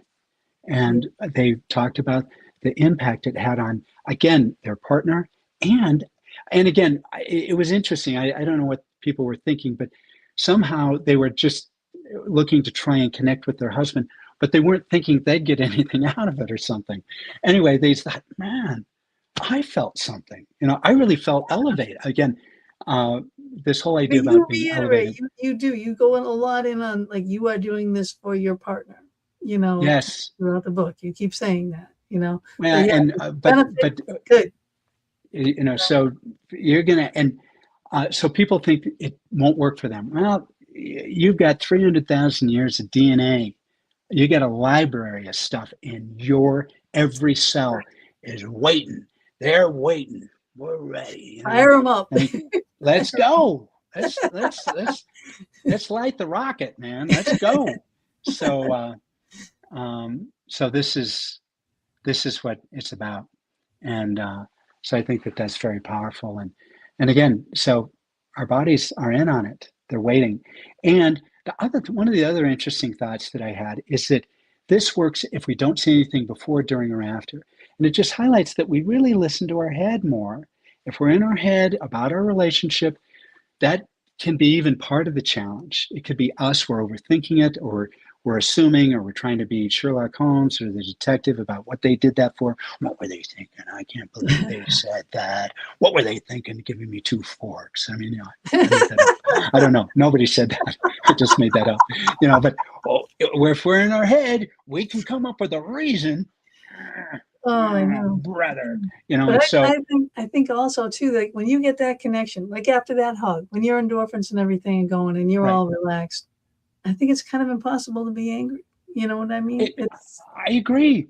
And Yeah. at least for and I again, other research I've done about this kind of experience, you can have an afterglow that lasts 5 minutes or 15, and where you just leave and it's not like, you need to take a nap. I mean, you're just feeling like that was a good thing. And you just carry that on into, for me, into my next business call or whatever I'm working on. I mean, that just carries over, which is, that's what life should be. We should Yeah. have that. We should have that. It resets your brain, like it resets Yes. the brain waves and everything. I bet if you did a study, like putting the little drone things Sure. on your Right. brain, like how you would feel after that. I bet there's like a dramatic thing, like like couples, have them That apart would be interesting. Sure. and have the brain scan, and then after that hug, what's the brain scan? Like Right. it's calming. It's calming, and then it's It like, is calming. yeah, now And you know what? All is right with the world. And I actually hadn't thought about this. You made the comment, what surprised me. Well, your partner can surprise you when you start, in some ways intentionally connecting with them. They'll surprise you. Um, I had this one man talk about how his job around the house was doing all the fixing, and he apparently, just from how he described it, he's a pretty good handyman. And anyway, he was gonna, I don't know if he was repairing the deck or something, but it was something underneath the deck he had to do, and the deck was overhead, so he was standing, he was getting ready, and he mentioned to his wife that he was going to do this, and so came time, and he got out there with the tools and the gear, and as just like he was in charge of fixing the house and taking care of certain things, she also had her division of labor, and it wasn't this. This was not. I mean, it wasn't just that this wasn't her role. She didn't want to do this. I mean, that had been made clear, when they were, the code and covenants of the house said that she didn't have to do this, and so very clear not to bring that up. So anyway, so he gets out there and he's doing something. I think in the beginning he was do some digging. Anyway, to his surprise, well, it's kind of I don't know. It's there was some cold weather. Anyway, she shows up. She's got work boots on. She's got jeans on. She's wearing a coat. She's got gloves on and a hat. And she's ready to help. wow. This knocked him out. Yeah. This knocked him out. She didn't ask if she could help. She just showed up like a good worker, She's ready to help. And that, I talked about not asking for help. Her just showing up. I even think that guy, the way he talked about it, she didn't need to do anything. Just her willingness to show up, dressed. Right. That's amazing. Yeah. And in her mind of what a worker dresses like. I mean, he talked about she had this coat and she had a little kind of a heavy shirt on underneath it. I mean, she's ready to, like, I don't know, chop a tree down. I don't know. But, in her mind, she came ready to help because she was feeling it with her husband through these series of experiments. And I love that story. That's a great story. That's an awesome story. That's fantastic. It would be the opposite in this house. Yeah. Oh, yeah. I hadn't even thought about that. I should have told that story earlier. That's a great story. That's right. it is. It definitely is. And I do love that. You know, because he always wants to try to help do stuff around the house. I'm just like, yeah. You know, and then these surprising things, you know, and again, I'm like a designer and an interior decorator. You guys got to know when to and what to, you know, what not to surprise people with. Like, you don't Right. just, especially when our tastes are so different in decorating. Okay. Right. I'm a gaudy Italian. All right. I like gaudy Right. Italian stuff. All right. I'm very traditional. Well, he comes home with this clock. I mean, God bless him. I love him. He's trying. It's like steampunky and stuff. It's silver and it's huge. Right. And I have Right. zero wall space in my house. I'm just Right. like, Yeah. I Again, love you, but men are fun. So yeah, always got a surprise. I So know. I mean, his heart's in the right place. You know, it's just like you just don't no, get a I get it. designer something that they don't say that they want. Right. Right? You know what I mean? You just, No, I get that. And yeah. the other thing too is it as people experiment with this and find that a hug or a kiss or holding hands or something can be as valuable as maybe More a valuable. clock, More more valuable. valuable, then they go, I don't need to spend a penny. I can just do Yes. that. Exactly. And I don't that's need what to spend I a do. penny. I'm just like, you know, if it's free, it's for me. That's what, you know, I live by Right. those lines. You Right. know, like, yeah, I will take the notes. I love the notes. Bring me my coffee. I love that. I will love Right. you forever to bring me coffee in the morning. Right. It's So like that starts my day, you know. So yeah, I mean, instead of that clock, I would just much rather have had a hug, you know. Because you know, it's like he went crazy for Christmas. He's trying to go. Well, our birthdays are one day apart, you know, oh man. right after Christmas. So like January 9th, January 10th. So Wow. one day we're the same age, and then the next day he goes back to being a year older, you know. But See, you know, that's he's fun. trying to get, you know, another thing for like birthday. I'm like, I don't need another thing. I got plenty of stuff. I don't look at this. How did you meet him? What's the give me the short story on that. How did you meet him? It's really paranormal, actually. Oh wow, that's fantastic. Yeah, That's paranormal. really. Paranormal to It meet was. at paranormal. See, that's Yeah. to see that was a joke. Yeah. Go ahead. I get you. I hear you. You know, so it's I had a house that I was going to be investigating that night with my friend Sue, and you know, and he was having an event there because he was Ghost Detectives TV. You know, they Oh were having wow. an event there and stuff, and then we met and stuff, and then they left, and then we stayed and we investigated. Well, he reached out to me later on. You know, it's like I guess he liked me. You know, so he reached out. What's not to like, right? Go on. Well, you know, depends who you ask. Yeah, no, believe me, I But he have did. those people in my life too. We Go just ahead. did a lot of talking. We became very close friends. You know, and then it just kind of grew from there. That's nice. What a nice story. That's a nice story. So Yeah. Yeah. that's really wonderful. What a great treasure. Yeah. Yeah. It was fun. And now we do like all these, I mean, because we have a lot to do in the paranormal. We have a Vortex ghost gear. We sell ghost gear to all the ghost hunters, you know, so we create, build, custom. So I get to do all that kind of stuff too. I get to be creative. I make these coffin music boxes, and I can put any design on the outside and any music on the inside.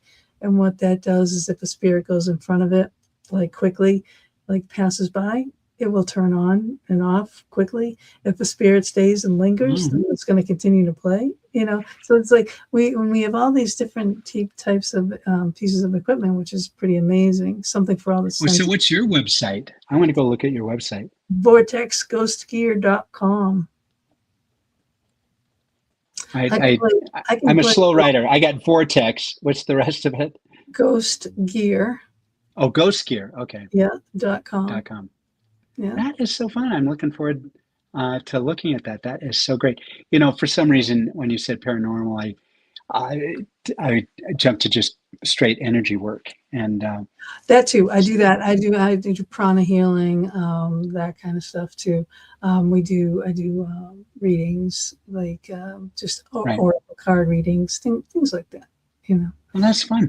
It's all, yeah, it's all energy. It's all, And you've developed yourself a lot. I mean, that doesn't happen by itself or overnight. So good for you. thank you There you very go. much. Tip of the hat. Tip of the hat, dude. Thank you. Yeah, yeah, there's a lot that I do.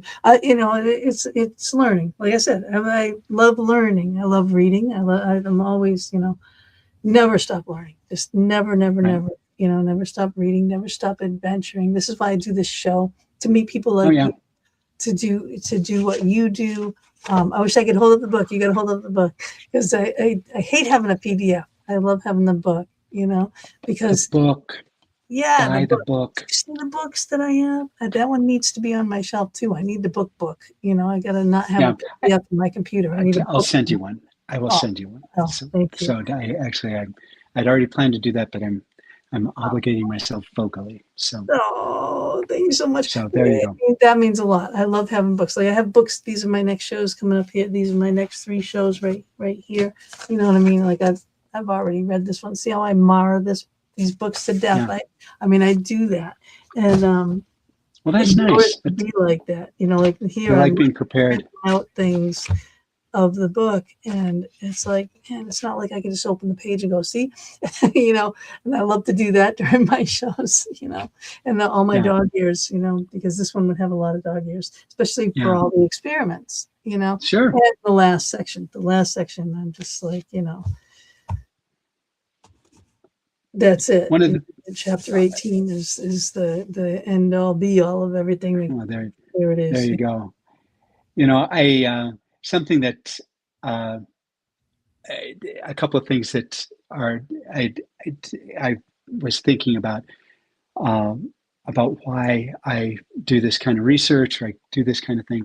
I'm kind of an inquisitive person, and I like to try new things. Particularly, I try and stay fit, but instead of doing just one thing, I kind of rotate through things. So one point I had never run before, so I started jogging, and then started running further, and then I got into half marathons and marathons, and so I did Wow. that for a little while, and then I also started playing racquetball and got to be a pretty good intermediate player. I also got into CrossFit, where I started learning how to lift weights.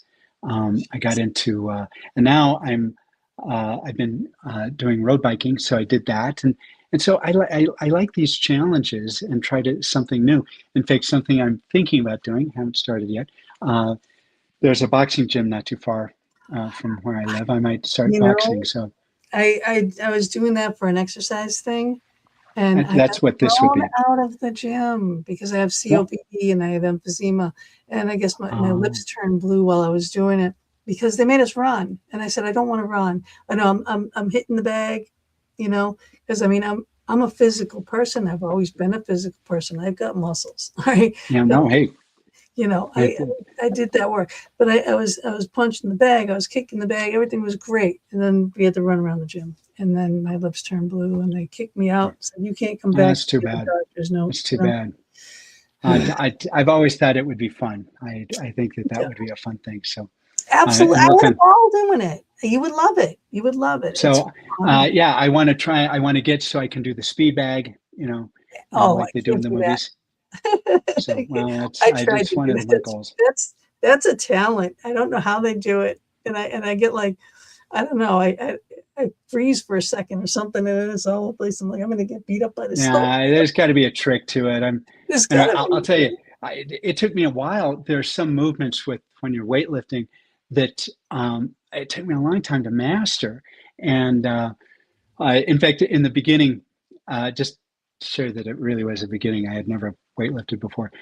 They this place that I went to, they had us practice with PVC pipe, and so Yeah. that we could just So you get practice the moving the bar yeah. and getting the right form and doing it right. Anyway, there was this one overhead lift that we had to do, and I had my arms over the head holding this PVC pipe. And I'll tell you, after a little bit, I couldn't hold it up. It was too heavy. So I always thought that was so funny that in the beginning Well, it's had the a hard time muscle. holding up that pipe. But then I got better. I got stronger, and I Can was I able tell to do you it. So a little funny tidbit about like weightlifting? I had this sure, guy work for me once. Muscle bomb, muscle, just beefcake gym guy, right? right. He was the worst worker I've ever had in my entire life. All right, the Go worst. figure. He could not, like, those muscles weren't working muscles, not to work construction, not to build, not to hold, not to, They it's were like, just for yeah, show. because they're doing these things. You don't do these things when you Right. build. You're doing everything but those things. So Right. his muscle memory wouldn't allow him to do these things. Right. It was just, I'm just like, just go. just Right. Right. just yeah, you're a Yeah. great guy, but go. Go back to the It's gym. time for lunch for you. Right. Just go So back to the gym. there you go. You I know, think that's funny. it is. Um, It is. so anyway, I do like these adventures, and I really looked at doing all the research and everything on this was kind of a big adventure. I like finding things out. Sounds like you do too. Absolutely. I'm and I'm really enjoy and impressed with how far you've gone with this whole paranormal thing. I think it's interesting that you've got this business and you go do it at people's homes, and you got to meet a lot of interesting people, a lot of interesting paranormal spirits. So Yeah. Like we that's this is last year's Paracon that we ran. We had Josh Gates there. Like all these people, like ghost hunters and all these, they're our friends. You know what I mean? We've known them for years. But to have Josh Gates come wow, to our event was wow, huge. We had like 9,000 people come. This year is our lineup so far. This actually isn't even everybody that we have coming so far. We kind of wait for our big wow, announcements till wow, closer to the end. So we do a lot. wow. We have Ghostly Excursion, taking people on ghost hunts. We have Vortex Ghost Gear. We have that Paracon. While I do this show, it's like we just do a lot. Like I could show you stuff on the paranormal that would blow your mind. But let's see, Bob is the mad scientist inventor. Like we do these things like this. This is a trigger prop dog, and what that does is when you turn it on and you pet it, like a spirit would pet it, the lights will light up and the sound will, like there's two different sounds. There's a brim sound and a nice musical sound. So wherever you go, you can go to the harshest places, like, a jail or something like that. But someone would connect with a pit bull, or you can have a little, like we have a lot of cats and a lot of dogs, and like so many different variety. But always all sorts of people. Like when you were going and looking for all your sorts of people to do your study, all Right, sorts of people love animals, right. so when That's brilliant. they will connect with the animal. Yeah, And no, that's great. a great tool. And So it's one of them. it's interesting how you make connections with people that way, and then additionally, as you engage them further, you're able to help them more. So it isn't just the initial engagement. Exactly. Yeah. So, so we do these events, but we also, help people in their homes and stuff. So, Well, that is nice. I actually you do some really amazing stuff. Actually, I like to do additional research, but this is more for fun. I like to run taste tests on things, and I'll get a group or family members or whatever, and so it could be on. I'll get a bunch of French fries from different places, and people try them, and then they vote, or hamburgers, or we've done donuts, have you done the eclairs. Oreos?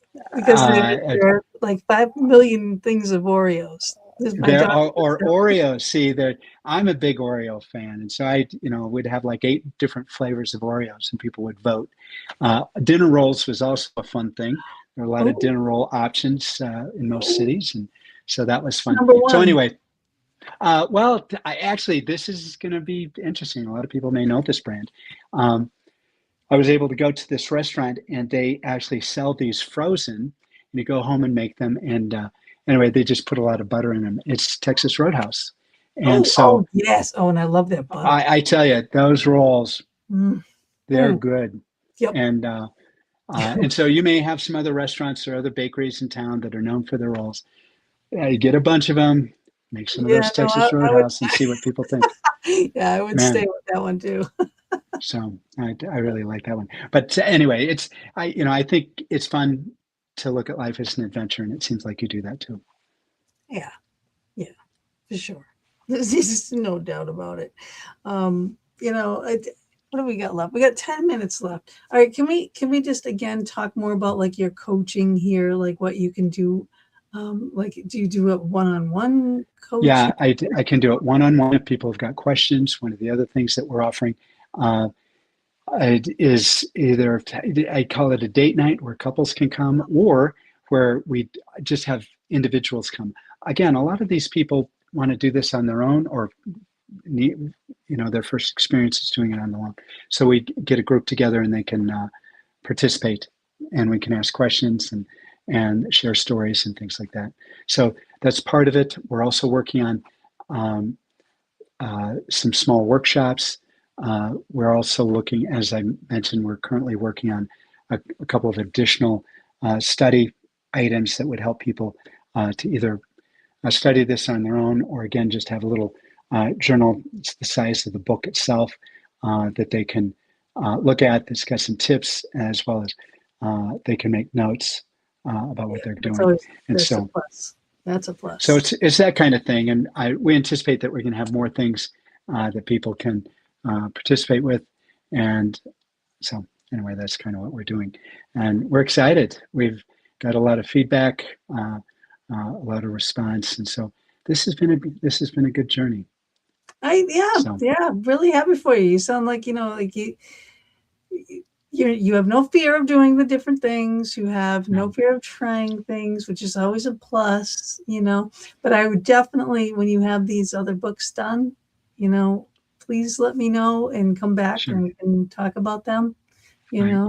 Well, I'll do that. And as I get any more information, I think it would be fun to come back and share that with you. You're a real delight. I could see, when I first heard about this being a 2-hour experience, I thought, I know you that's a long panic. Everyone time. panics. It's like it goes by like And this. and it's live. That's the other thing that so far I've done a number of podcasts, and all of them been recorded. And so it was interesting. Wow, how is that going to go? I So, have that option, and you know what? I've never done one. I'd rather do oh, a you've live. never done a recorded one? Oh, yeah. Well, I think this works for you. And the length of time also is, I think it fits you. I mean, I think that that's a highlight of you or your experience or something. Anyway, I think this has been a nice Thank experience and you. a real I delight. think So, I think it's like a good amount of time. Like we get your information out, then we get to know a little bit more about you, and then like the end here when we just had our little banter back and forth, we get to sure. know really more you, and that's Yeah, what I love. I think that's nice. In fact, I'm interested to find out more about this paranormal conference. Never been to one, but you make it sound very attractive. So, It's huge. It's great. It's at Penhurst Asylum, Spring City, Pennsylvania. It's May 17th, 18th that weekend. We start out with a VIP party. The next day we have vendors and we have lectures and we have all kinds of things as history tours of the location because it is a haunted location. It's a historic location. And it's huge. It's 350 acres, so it's huge. But there's a lot of wow. buildings. That's why we get to have a lot of people, because we have the space you know it's a lot goes into this. There's a lot, there's traffic control, there's parking control, there's crowd controls, there's we let people in 3 different times of the day. So like we sell all these different tickets. If you go to penhurstasylum.com, Wow. that's where all the tickets are, and you can see the different kinds. And you get in like one gets in at 9, one gets in at 10, another at 11. So it's like this crowd can go, that crowd can go, that crowd can go, and Wow. it's How many years have you been doing this? 11. And did you start this, or did you take over from someone? Bob actually started it. The first one they had like Wow. 50 people. And then the next year, I think they had 100 people. And then I got involved. Now we have 9,000 people. How did you how did But how did Penrith, it grow? it just How did people just does. go ahead? It just does.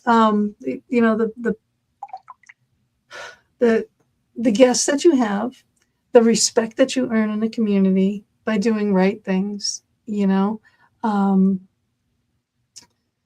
we try to cater to so many different people. We try to have a little bit of everything. So we had like, every year we try something different. We tried to have a hot air balloon, all right, just so that people could rise up over Penhurst and see it from the air. However, that ended miserably and badly, and we couldn't do it because it was windy and the balloon wanted to blow into a building. So it was like, well, moot point, but we tried. Then we tried different times of the year, the men, and you Those admitted men. those Yeah, men, you admitted it. All right, those I men did. decided that They're July would trouble. be a good They're month. trouble from the July, beginning. July, in Too hot. yeah, it was 110 degrees that day. There was a big black top tent. Everyone was roasting. You had to spend like $25,000 to have air conditioning brought in that day to pump into these tents and we're all the worker bees that we have and everything. I mean, you talk about a community come together and all our workers. I can't tell you how hard our workers are and how hard Penhurst crew is, like unbelievable hard workers, moving everybody's tables and all their wares and all their stuff into the tent with the air conditioning and whatnot as we're dying. I mean, we did our best, and I think that's the thing that proves like the character of, what we are doing. We pour our heart and soul into this, and we truly care about all the people. So we try to have something for everyone, and like now we have horror people and we have, like we have the Josh, so he's like our adventure guy. We have the Bigfoot people, we have the ghost hunters, of course, because it's a ghost hunting place, and just various guests. We get some TikTokers coming this year. We have a woman that's hilarious that I cannot wait to meet. Like stars from True Blood and things like that. Wow. Yeah. So we just kind of mix it up every year. Yeah, you don't know this, but you are getting me to want to come this May. So well, I hope you do. Yeah, so I think that. And So we I think have our big tent. We have a 10 by 20 tent, and I'm in there selling our ghost gear stuff and running around putting out fires here and there. But but you'd be able to find me. Well, if I come, I will seek you out. So that'll be fun. That would be great. That would be absolutely fantastic. I would love it. I would love it, and you would have fun. You would really have fun. I'm looking forward to it. I've got some family members who are really into horror, and I might bring them. I like doing stuff where I get to see somebody else having fun, even though I'm not. Well, I don't like horror a some lot. of their favorite horror stars. Jason's gonna be there, and Michael Myers. You know what I mean? Like those types of horror things. If they like that kind of horror, and like I said, we got some True Blood people. We got it's people we haven't even announced yet. So I have to make sure So you got some secrets coming. Is that right? Yes, we always do. You always do. Oh, that is so great. Wow. That is so fun. Yeah. So you got True a lot of people already lined up. Yeah, definitely. Skinwalker Ranch guy. Oh, and what's his name here? Oh my God, I can't think of it. I can't read it. Oh my God, I love him. And from the Sons of Anarchy there. Oh my God, and what's Paracon? What does that mean? Paracon. It's a paranormal. Paranormal. So it's just. I'm mispronouncing it. If I were to pronounce it correctly, I probably would have got it. So I was thinking, that's some sort of secret. Oh no, not really. Not really at all. No. So thank you. So that's so fun. And the fact that it started out with 5 or 50 people, that is a great growth. And in a short period of time too. So yeah. So it's it's like kind of 3 fascists. It's it's Penhurst crew, and me and Bob, because we like the beginning of it. So we do what we do, they do what they do, because it's Penhurst, it's Penhurst. Like this is the only thing that we do for Penhurst, is this one event just to help them, and with the preservation and everything of the. And do you live nearby, or is this a trip for you? It's 2.5 hours for me. Oh.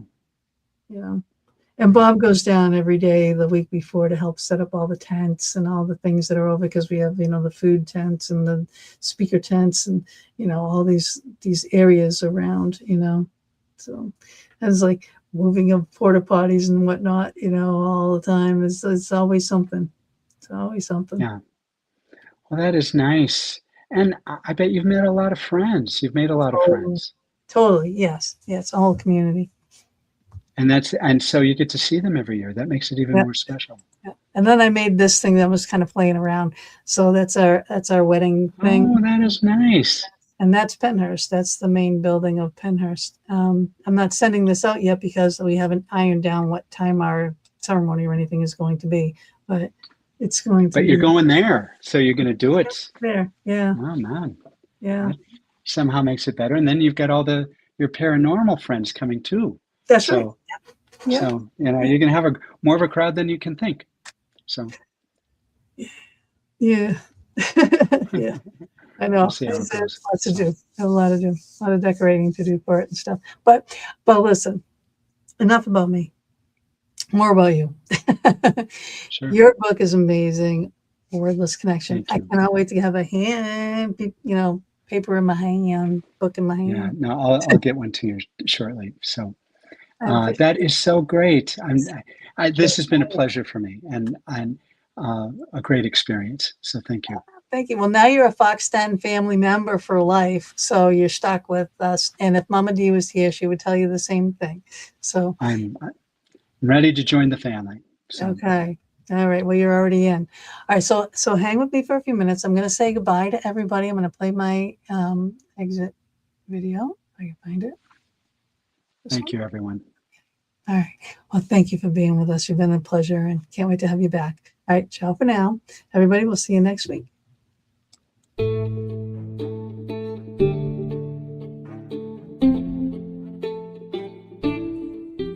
Thank you so much for joining us for another episode of the Fox 10 with Gina B and Mama D. We are here every Thursday evening from 8 to 10 p.m. Eastern Standard Time, bringing you a variety of guests or our own intuitive oracle card reading shows.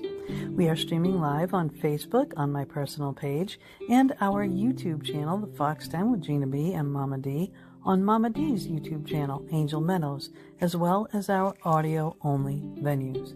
We hope you enjoyed our show and our guest or your reading, and we would love it if you would go to our YouTube channel, the Fox 10 with Gina B and Mama D, subscribe, share, and definitely hit that notification button to never miss a show. We'll see you all next week, and subscribers, watch for our pop-up shows as well.